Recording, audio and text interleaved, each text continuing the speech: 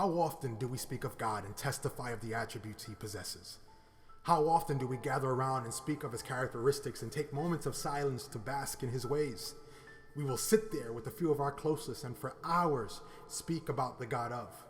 We will delve into the history of our faith by way of the Bible and highlight all the things God had done for the forefathers of our faith, whether it be Moses and the triumphant freeing of God's people out of the hands of Pharaoh, Joshua and the retaking of God's land, David, the anointed king of Israel, who naturally leaned on God through his own imperfections, and Job, a man whose testimony echoes our stances in regards to a relationship with God.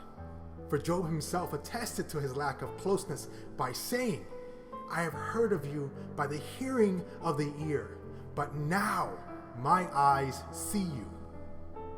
We all live in an age where we consume so much information and hear so many stories, but what do we really see? We've become so reliant on the strength of our minds that we've forgotten the beat of his heart. So though we serve God, we often have a third-person perspective of his ways, an outsider looking in. We have grown comfortable with God doing great things through others and saying, when they win, we all win. But this is all just a cover-up. It's a facade, it's an image. Truthfully, we would much rather say the God of Job, or the God of Moses, the God of a close brother or sister, because the God of title comes with some heavy demands. Demands that we are unwilling to fulfill. And I say unwilling because the word of God clearly states that I can do all things through Christ who strengthens me. So then what is it that keeps us from transitioning away from the God of towards my God is? If we as followers of Christ believe in this statement that anything we do by way of God's direction will ultimately be successful by way of his supplicating strength, then it must be that we simply don't want to do it.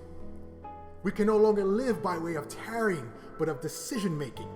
We can't presume to think that all things work together for good to those who love God, to those who are called according to his purpose.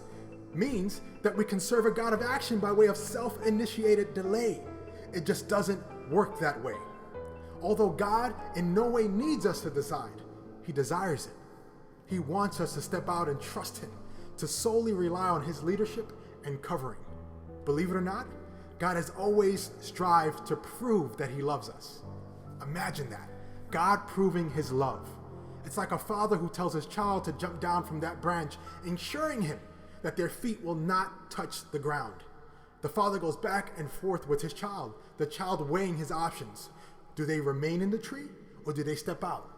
Remaining still is safe. Stepping out not only seems to be risky, but also requires me to trust in someone else. All these things, God sits through patiently, waiting for us to make the decision that trusts in him. In the book of Malachi, chapter 3, verse 10, God literally invites us to test him. Despite popular belief, the testing he asks of does not only come from our finances, but also time, thoughts, our bodies, decisions, family, ministry, so on and so forth. If we can only understand how God's heart breaks when he hears the God of and not my God is. When we say such a thing, it is as if he has done nothing for us, as if he has not awoken us from our slumber, has not provided us a mind to think and can therefore go out and pursue well-being, going out and providing for those of whom we love, providing us with air in our lungs, strength throughout our body, sturdiness in our bones, sight in our eyes, hearing by way of our ears, smell through our nose, touch by our hands, all these things so that we may be fully equipped to live life. For so many, this is not enough. How sad. We'd prefer to lose it all in the name of riches and glory. We want to be the Jobs of our generation, not realizing the agonizing weight of such a testimony along with the unrelenting dedication of Job's heart. He was not going to let God go.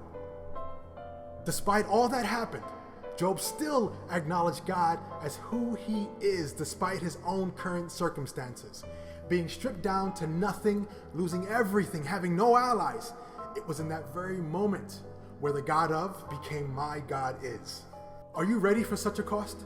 Truly, can you see everyone walking away in the name of their own God of logic and reason? Can you see people looking at you in disgust as they are unable to stomach a doctrine that calls for compassion through correction? that asks us to consider others above ourselves, that we lay down our lives so that another can achieve God's purpose in theirs, that this promise is not for the privileged or educated, but for all who have ears to listen. If anything can be taken from this, it is that the God of is where we want to be when speaking of our own lives, that we speak of him at such an intimate level it pulls at the conscience of others despite their current situations. The words that leave our mouths in regard to God should illuminate the darkness and bring clarity to those who walk a path of unanswered promises. My God is powerful. He is courageous. He is intelligent. He is creative. He is compassionate. He is loving. He is correcting. He is fearless. He is calculative. He is always watching. He is always near, always hoping, and always listening. Some say he has been the God of their hills as well as their valleys.